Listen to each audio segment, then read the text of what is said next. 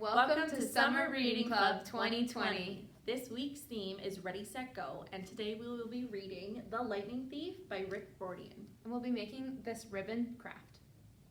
So for this cardstock ribbon, you are going to need a pair of scissors, a ruler, a hot glue gun, pencil, some cardstock or construction paper, a safety pin, and some specialty paper. So the first step of this craft is to divide one piece of cardstock into 3 sections. I used a ruler to help measure it out and divide the pieces. Now this doesn't have to be perfect, just a rough into 3 is fine, but we tried to do it as exact as we could. Now you're only going to need 2 of these pieces for right now, so you can put the 3rd piece to the side and save it for later. With these 2 pieces of paper, we're going to be doing an accordion style fold.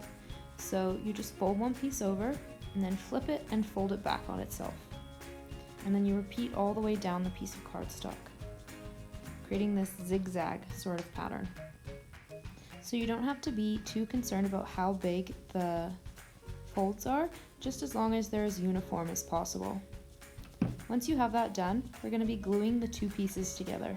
So take your hot glue gun and just dab a little bit of glue and then press the ends together.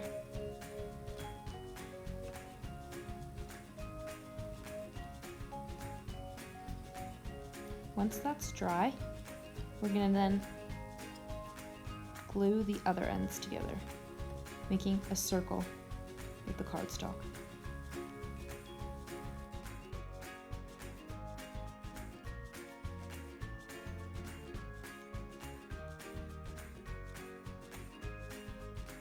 So now they're all glued together and dried, we're going to flatten the outside of the circle down to make the ribbon shape. And we're going to dab a bunch of glue in the middle. Now you don't need to worry about where the glue goes or if it looks ugly, because we're going to be covering up with another piece of cardstock. So once you glue it down, pinch it all together and hold it. Hold it for a few seconds and then add something heavy on top of the cardstock to hold it into place longer so it dries. This should only take a few minutes, but while we're waiting, we can create the circle that will go over top of our ribbon. So we just used a cup, but you can use any circular object to help you trace around, make a perfect circle. So now all we're going to do is just cut that circle out, and this is going to be on top of our ribbon. So that's the next step. We're going to glue this on top of the ribbon. And this will hide all that ugly glue underneath. Next, we're going to take that 3rd piece of pink cardstock we put to the side earlier and cut it straight down the middle. This is the 2 ends of the ribbon. So I'm just cutting a small triangle out the bottom to create a sort of ribbon shape, and then cutting some of the length off so they weren't too long. Now we're just going to glue those down to the back side of our ribbon.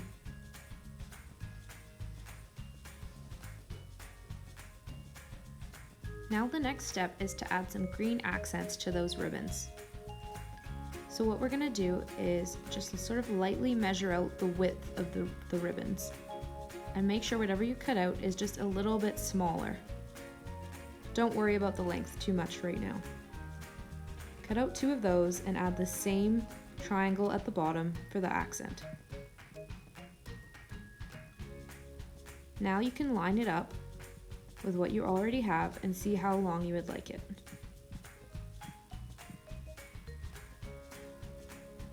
Once you have it how you like, glue them down.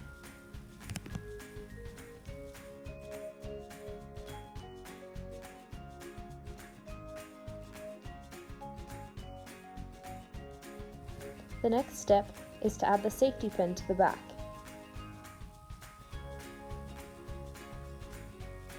What you're going to do is unclip your safety pin so that you know where the pointy end is, and you want that part sticking out.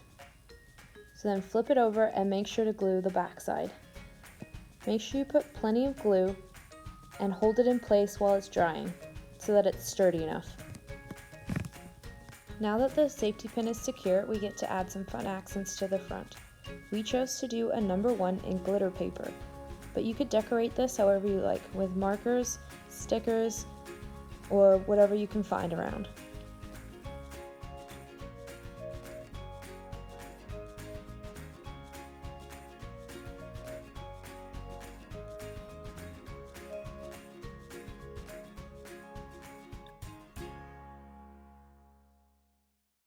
You have it, there's our craft for this week. Have fun making, guys. Hey guys, today we're reading the first chapter of The Lightning Thief, written by Riordan and published by Hyperion Books. I could start at any point in my short, miserable life to prove it, but things really started going bad last May when our 6th grade class took a field trip to Manhattan. 28 mental case kids and 2 teachers on a yellow school bus heading to the Metropolitan Museum of Art to look at ancient Greek and Roman stuff. I know, it sounds like torture. Most Yancey field trips were. But Mr. Brunner, our Latin teacher, was leading this trip, so I had hopes. Mr. Brunner was this middle-aged guy in a motorized wheelchair. He had thinning hair and a scruffy beard and a frayed tweed jacket, which always smelled like coffee. You wouldn't think he'd be cool, but he told stories and jokes and let us play games in class. He also had this awesome collection of Roman armor and weapons, so he was the only teacher in the class who didn't put me to sleep. I hoped the trip would be okay. At least I hoped for once that I wouldn't get into trouble. Boy, was I wrong. See, bad things happen to me on field trips. Like my 5th grade school, when we went to the Saratoga battlefield, I had this accident with the Revolutionary War cannon. I wasn't aiming for the school bus, but of course, I got expelled anyways. And before that, my 4th grade school, when we took a behind-the-scenes tour of the Marine World shark pool, I sort of hit the wrong lever on the catwalk and our class took an unplanned swim. And the time before that, well, you get the idea. This trip, I was determined to be good. All the way into the city, I put up with Nancy Bobofit, the freckly redhead kleptomaniac girl, hitting my best friend Grover in the back of the head with chunks of peanut butter and ketchup sandwich. Grover was an easy target. He was scrawny. He cried when he got frustrated.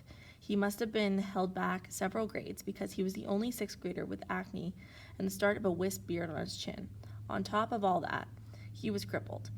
He had a note excusing him from PE for the rest of his life because he had some kind of muscular disease in his legs. He walked funny, like every step hurt him, but don't let that fool you. You would have seen him run when it was enchilada day at the cafeteria. Anyway, Nancy Bobblefoot was throwing wads of sandwich that stuck to his curly brown hair, and she knew that he couldn't do anything back to her because I was already on probation. The headmaster had threatened me with death by in-school suspension if anything bad, embarrassing, or even mildly entertaining happened on this trip. I'm going to kill her, I mumbled. Grover tried to calm me down. It's okay. I like peanut butter. He dodged another piece of Nancy's sandwich. That's it. I started to get up, but Grover pulled me back into my seat. You're already on probation, he reminded me. You know who'll get blamed if anything happens. Looking back on it, I wish I'd decked Nancy Bobblefoot right then and there. In-school suspension would have been nothing compared to the mess I was about to get myself into. Mr. Brunner led the museum tour.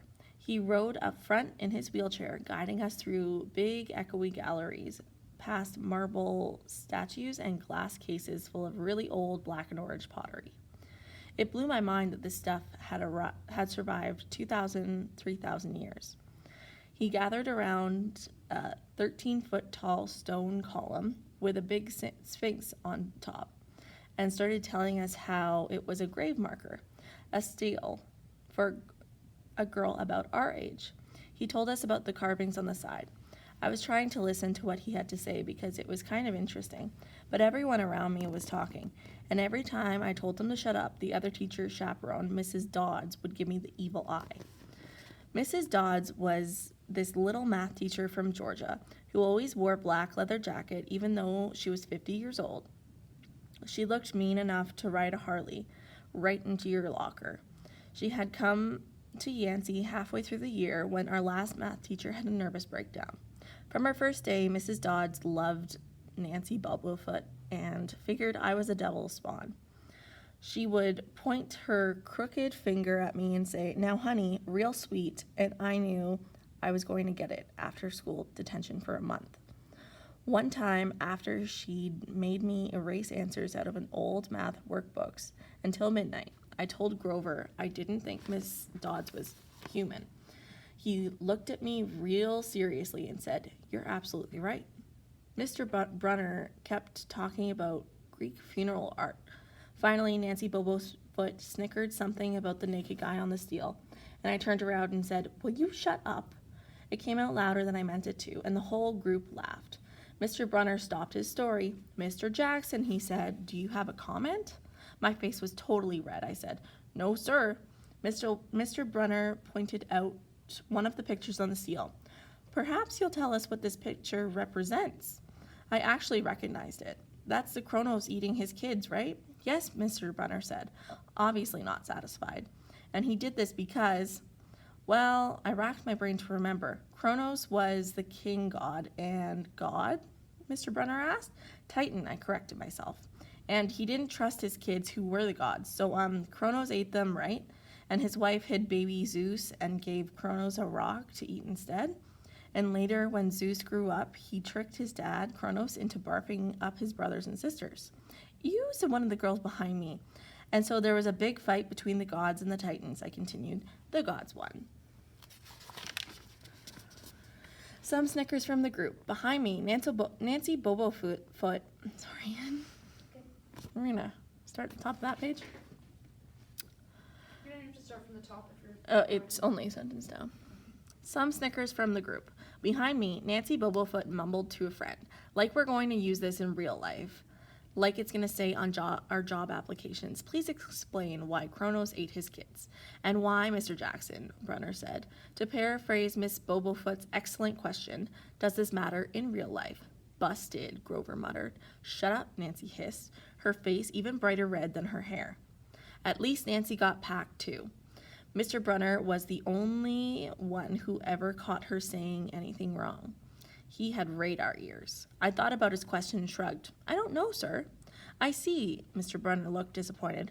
"Well, half credit, Mr. Jackson. Zeus did indeed feed Kronos a mixture of mustard and wine and made him disgorge his other 5 children, who, of course, being immortal gods, had been living and growing completely undigested in the Titan's stomach.